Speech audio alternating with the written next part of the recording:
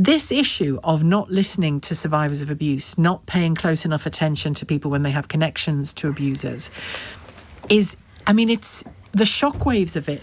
You know, we heard that the earth is shaking. The shockwaves of it are really travelling, aren't they? They are, Sheila. And look, people won't know about Matthew Doyle, a far less well-known political figure than, say, Peter Mandelson, but he was, until relatively recently, one of the Prime Minister's many directors of communications.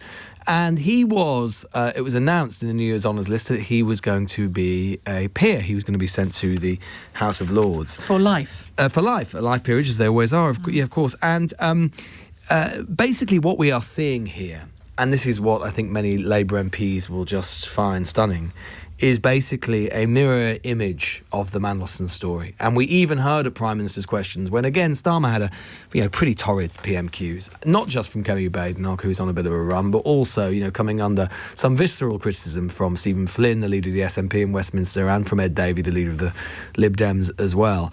Basically asking this same question, which is why, after the point that you became aware of the fact that this person had a continued connection with a convicted paedophile or with a paedophile, someone accused of paedophilia, why did you then proceed to give him a job? And the Prime Minister was forced, basically, to rely and resort to precisely the same excuse that he had used with Peter Mandelson, which was, I wasn't aware of the extent. But Number 10 sources in the huddle afterwards, this is the sort of conversation with the Prime Minister's spokesperson that takes place after PMQs, Number 10 sources admitting that the Prime Minister found out that Matthew Doyle had campaigned for Sean Morton, this is the former Labour councillor who was convicted of possessing those indecent images of children, when the Sunday Times reported it on December the 27th. Now, Doyle wasn't sent officially to the House of Lords until mid-January. Now, normally, Sheila, this would, of course, you could argue it would be a serious story and it would get some attention, but obviously it's getting so much more attention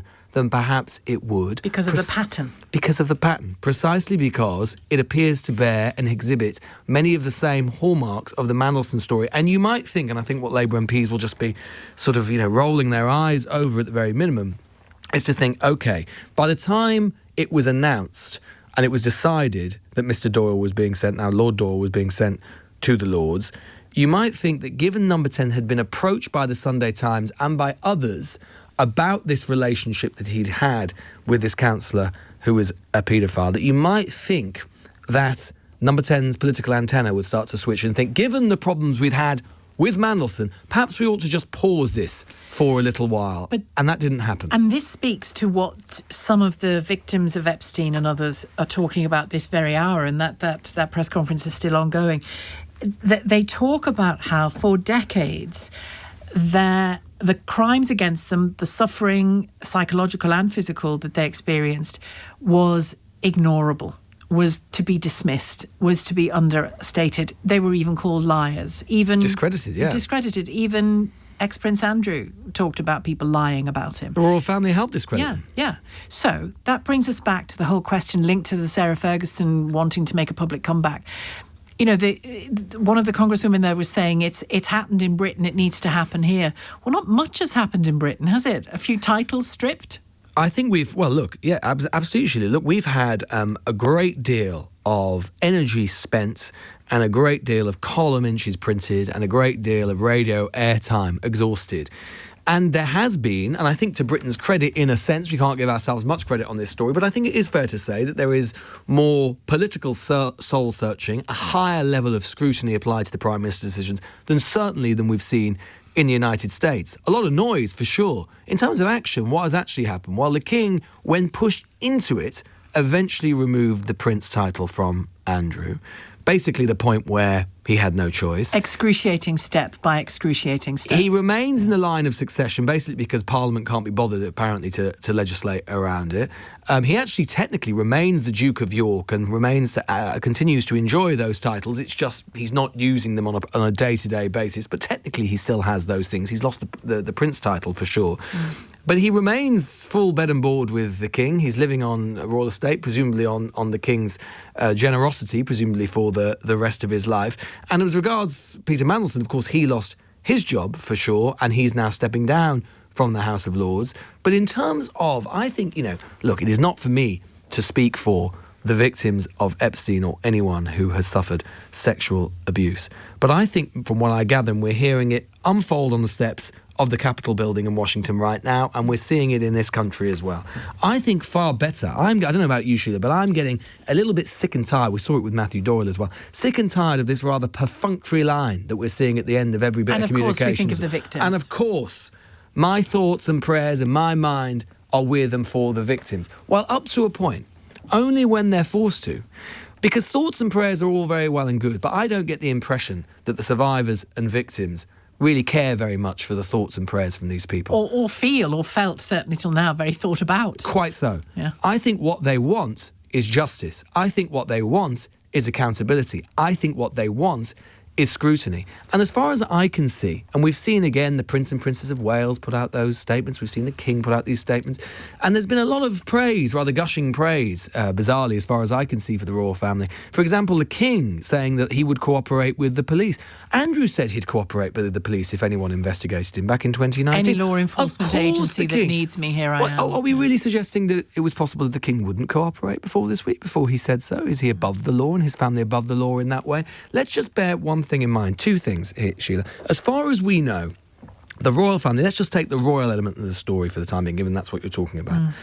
The royal family, as far as we know, despite the fact that this story has been in the public domain for the best part of 15 going on 20 years, have never conducted, as far as we know, any kind of internal investigation. If they have, it's not been made public, to ask the question, what was Andrew up to, and who working for us knew what Andrew might or otherwise have been up to, and what steps can we put in place to make sure that if something bad did happen, that never happened again. The royal family's mantra, I mean, sometimes they talk about never complain, never explain, something that I think seems unpardonably arrogant in this day and age. Sometimes people applaud it and go, oh, how wise, how sage. No, that's basically saying when people ask us questions, we don't answer them. An extraordinary situation for a political institution of that power to be in. But it comes from a time, that expression comes from a time when there was an incredibly pliant press.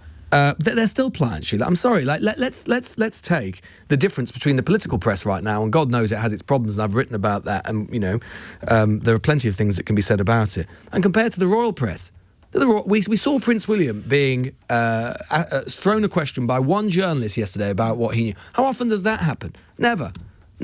Because the royal family enjoy a press which a politician, any politician of any party, would give their back teeth for, because it's considered just impolite to ask the question. And I was thinking myself yesterday evening, clearly Prince William hasn't gone to Saudi Arabia because he rang Mohammed bin Salman and said, fancy hanging out. He's not a mate of his. But Mohammed bin Salman is in the Epstein files. Indeed. And obviously he's implicated in the murder of Jamal Khashoggi as Indeed well. So.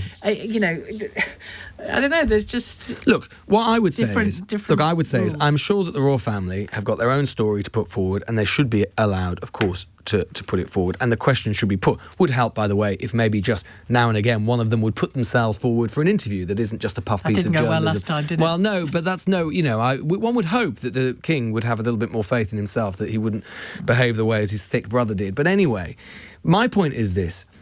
We are in a situation where I can't get my head around this, Sheila. We constantly asking a question about whether Andrew should go to Congress and testify before Congress. Why are we leaving it up to Congress? Why are we leaving it up to the Americans to ask questions about how our royal family, how our institution might or might not have behaved and what went wrong or otherwise? And at the very lightest, could it have done better over those years? Parliament could conduct and convene its own cross-party inquiry tomorrow into Andrew's behaviour. It could conduct and convene an inquiry into the money and where that £12 million that reportedly came off to pay off the Frey family came from, and whether that was, as the royal family claimed, private money or otherwise. They could conduct and convene an inquiry tomorrow into how the royal family might be reformed, but they don't do it and haven't done it, partly because of this weird taboo in Parliament about asking questions of the royal family, and therefore we are left in this bizarre situation when we're relying on basically the Parliament of a foreign country, Congress, to seek and establish the truth about one of the most senior figures in our royal family, who, I repeat,